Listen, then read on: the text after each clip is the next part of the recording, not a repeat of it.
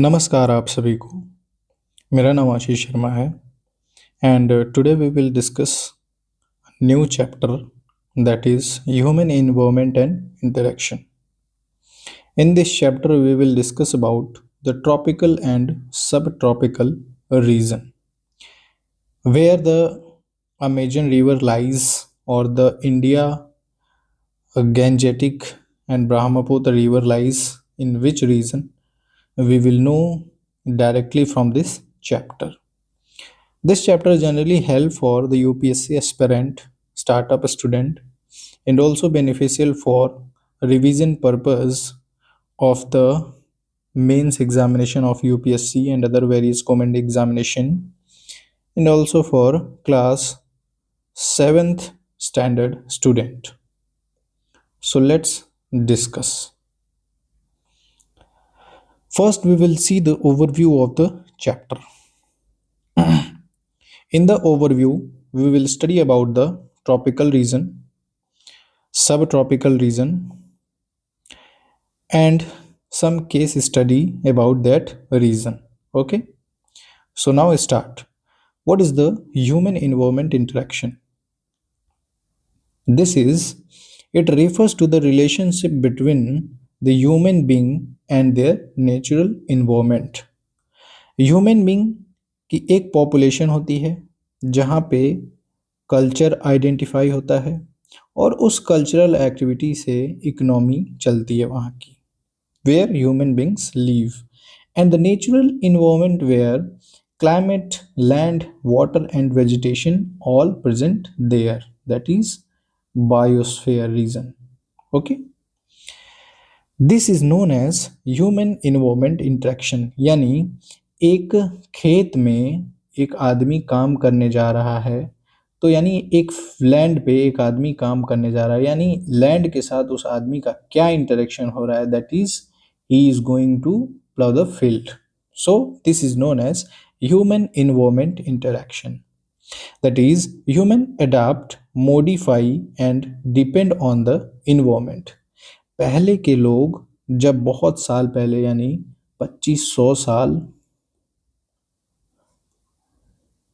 पहले हिस्ट्री में क्या हुआ था कि सबसे पहले ह्यूमन फॉरेस्ट पे डिपेंड रहते थे, फॉरेस्ट, और फॉरेस्ट प्रोड्यूस से ही अपना भोजन वगैरह पकाते थे, बनाते थे. ठीक है, मॉडिफाई करते थे, क्या करते थे, कुछ समय बाद कल्टीवेशन करने लगे, यानी फॉरेस्ट को कट करके वहाँ पे कल्टीवेशन करने लगे. ठीक है, इरिगेशन करके कल्टीवेशन करने लगे, खेतों में सब्जियां और वीट, बार्ले और अदर चीज़ें उगाने लगे. ठीक है, एडप्ट भी जल्दी कर पाता है ह्यूमंस एक इन्वायरमेंट में. ठीक, means this is all about human environment interaction. Now we have to cover the first point of this chapter, the tropical region. The tropical region lies between the Tropic of Cancer and Tropic of Capricorn. मैंने बहुत सारे classes में, इसके पिछले lecture में मैं chapter wise चल रहा हूँ, तो मैं ओवरव्यू और चैप्टर के हिसाब से ही चलता हूँ. मैं कुछ एक्स्ट्रा नहीं पढ़ाना चाहता क्योंकि हर चैप्टर का एक अपना लिमिट है और लिमिट में बने रहने के लिए टाइम कंस्ट्रेंट को देखना पड़ता है. ठीक है, यहाँ पे भी ये टॉपिक आया तो मैं फिर से समझाता हूँ. Suppose this is the earth, this is the equator, cancer line, Capricorn line. तो जो ट्रॉपिकल रीजन है वो यही रीजन है. ठीक है, lies between Tropic of Cancer and Tropic of Capricorn. Its feature is hot and humid climate. क्यों यहीं पे hot and humid climate है? क्योंकि जो सन का मूवमेंट है वो इन्हीं दोनों लाइन के बीच में होता है. ठीक है, इसीलिए यहाँ पे सीजन्स भी देखने को मिलते हैं. ठीक है, इसीलिए यहाँ पे ह्यूमिड क्लाइमेट होता है. हैवी रेनफॉल, इसी जोन में गर्मी ज़्यादा रहती है तो लो प्रेशर क्रिएट होता है और बारिश होती है. Heavy rainfall. Dense forest here, that is Amazon forest. I will give you a case study about the Amazon forest. Let's see. The Amazon basin is the region found in the tropical region. Okay, its location lies near the equator. See, this is the equator line and this is the Amazon basin whole. This is Amazon basin. Okay, spread across Brazil. Brazil में तो फैला ही है, Peru, Colombia और various countries को spread करता है। ठीक है, drained by the Amazon river. ये बेसिन बना कैसे? क्योंकि अमेजन रिवर के ड्रेनेज से बना। ठीक है, and this is the world largest river bye its volume. Largest river bye its volume. और जो अमेजन बेसिन है ये लार्जेस्ट बेसिन है in the world. Largest basin in world. So it has cover about 7 million square kilometer area. Okay, and the Amazon river which is along that basin is the second longest river in the world. Okay, its basin touches the many countries that are shown here: Colombia, Venezuela, Guyana, Suriname, French Guiana, Brazil, Bolivia, Peru, Ecuador, and Colombia. These are the countries that lies in the region of Amazon basin. Okay, its climate is hot and wet throughout the year. क्यों? क्योंकि सन का movement यहाँ पे tropic of Capricorn होगा, सन का movement इधर से इधर होता है, तो ये रीजन हॉट रहेगा सन रेज की वजह से और ह्यूमिड रहेगा। इन दोनों के मिलने से लो प्रेशर जनरेट होता है और बारिश होगी तो throughout the year wet भी रहेगा। सबसे ज़्यादा बारिश इक्वेटर पे होती है इसी वजह से। Rainfall, daily conventional rainfall, daily कुछ ना कुछ बारिश डेली होती रहती है। ठीक है, because of the low pressure generation due to the tropical region. No distinct season seen here, means यहाँ पे सीजन थोड़े कम ही देखने को मिलते हैं। लगभग बारिश होती रहती है, ठंडी गर्मी, very minimal season seen here. Vegetation here is dense evergreen forest found. अब चूंकि डेली बारिश हो रही है तो डेंस फॉरेस्ट फाउंड होता है, that is known as selvas. It is multi layered vegetation, emergent layer, canopy, understory. Canopy means ये इतना डेंस होता है कि जो सन की लाइट है ना वो कैनोपी को पार करके जमीन को टच नहीं कर पाती, इतना डेंस होता है। यहाँ पे वाइल्ड लाइफ क्या क्या है? Here is a rich biodiversity found monkey, sloth, jaguar, snakes, bird like, toucans. Insect, very high diversity, insect की बहुत ही ज़्यादा डाइवर्सिटी होती है। यहाँ पे ह्यूमन लाइफ क्या है? हाउसेस बिल्ट ऑन स्टिल्ट, यानी वुड पे, बम्बूज पे, बांस पे। ठीक है, यहाँ पे कसावा, मेज और फिश का खाना खाया जाता है। क्लोथिंग, लाइट कॉटन क्लोथ्स पहने जाते हैं। क्यों कॉटन ही क्लोथ्स पहने? क्योंकि यहाँ पे गर्मी, ह्यूमिड कंडीशन बहुत ज़्यादा होती है, इसीलिए कॉटन क्लॉथ्स पहने जाते हैं। यहाँ पे ट्रांसपोर्ट मेनली थ्रू रिवर के थ्रू होता है, क्योंकि अमेजन रिवर ऑलरेडी एक बहुत ही लॉन्गेस्ट रिवर है, सेकेंड लॉन्गेस्ट रिवर है इन द वर्ल्ड। चैलेंजेस क्या हैं? डिफॉरेस्टेशन, पेड़ों की कटाई हो रही है, तो अमेजन जो बेसिन है अमेजन रिवर का वो CO2 को कम एब्जॉर्ब करेगा, पॉल्यूशन को इंक्रीज करेगा। ठीक है, climate change is a major factor. I will tell again and again, this is a major factor that harm the situation of that area where it affected. Okay, That is why tribal displacement also seen here. So these are the challenges found there. From the perspective of UPSC, this is the key word, lungs of the heart. Amazon का जितना area है 7 million square kilometre, ये पूरा forested, dense forested area है। तो ये act as a carbon sink, CO2 को absorb करता है।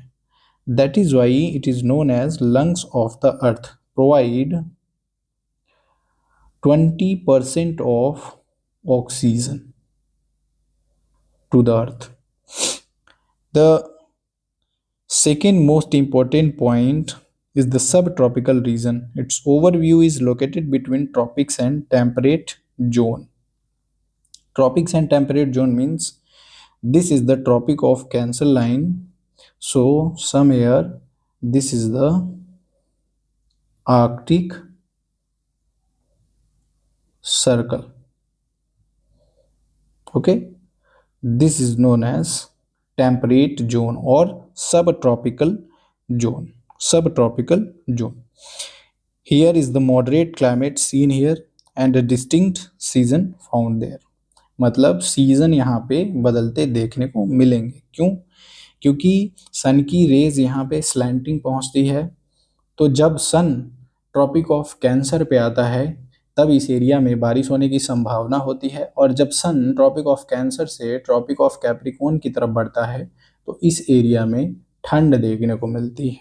जैसे इंडिया में ठंडी, विंटर, रेन, ऑटमन और आपको समर देखने को मिलता है। ठीक है? क्यों? क्योंकि इंडिया का जो Indo Gangetic and Brahmaputra river का बेसिन है वो इसी रीजन में आता है। ठीक है? सो डिस्टिंक्ट सीजन। सब ट्रॉपिकल रीजन का एक केस स्टडी है Ganga Brahmaputra basin, present in India. Figure भी मैंने बना रखा है। In India and Bangladesh, river Ganga river and Brahmaputra river flow and drain and form the Ganga Brahmaputra river basin. Okay, here climate found is monsoon type climate that is present between 1st of June to September. Okay, hot summer, यहाँ पे बहुत ही ज़्यादा गर्मी भी देखने को मिलती है और बहुत ही ज़्यादा कोल्ड विंटर भी देखने को मिलता है। जैसे हमारा UP, Delhi, northern region of the India, यहाँ पे ठंड में बहुत ज़्यादा ठंडी, गर्मी में बहुत ज़्यादा गर्मी और बारिश के मौसम में हैवी रेनफॉल देखने को मिलता है। वेजिटेशन ट्रॉपिकल डेसिडुअस फॉरेस्ट, यहाँ पे सूखे सूखे पेड़ भी होते हैं, एवरग्रीन फॉरेस्ट भी है आपका मेघालय और नॉर्थ ईस्ट रीजन में। सो यहाँ पे ट्रॉपिकल डेसिडुअस फॉरेस्ट पाए जाते हैं। ग्रासलैंड्स भी देखने को मिलता है। ठीक है? Wild life elephants, tiger, deer, one horn rhinoceros in Assam.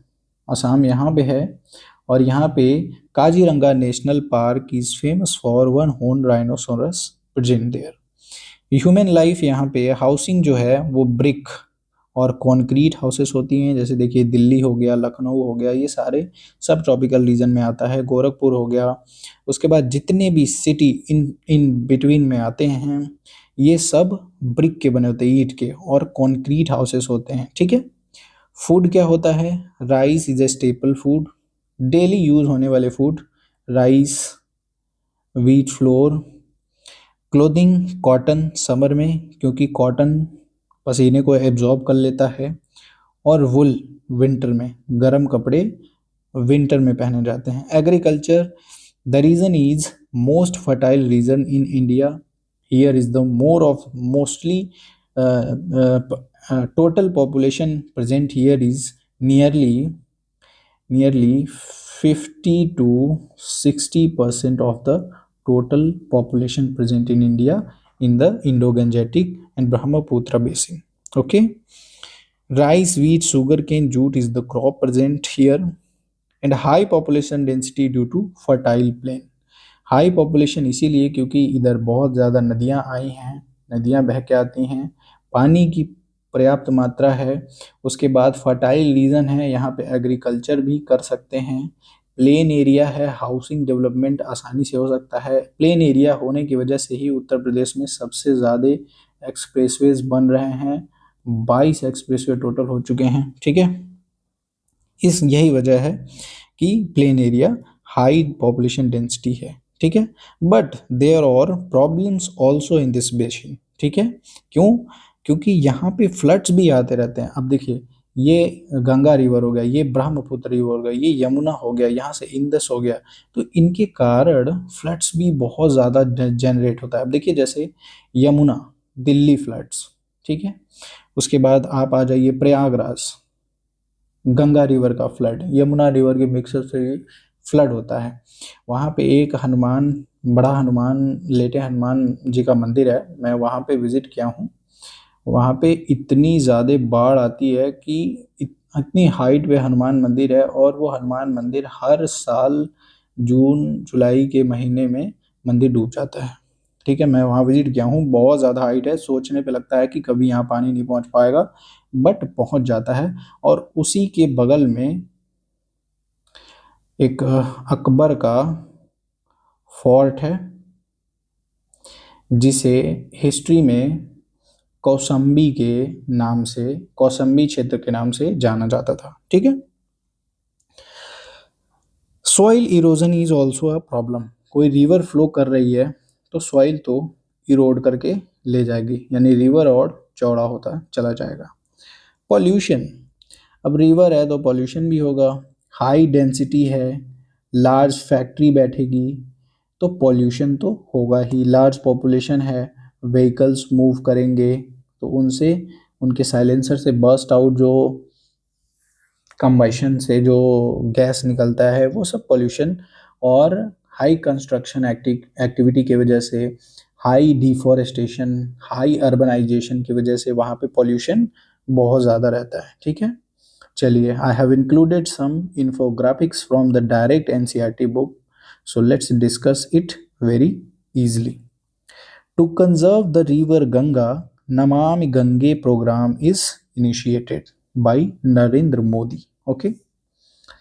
To accelerate the effort to achieve universal sanitation, यानी सब घर में बाथरूम, वॉशरूम हो, ताकि बाहर डेफिकेशन से बचें, ठीक है।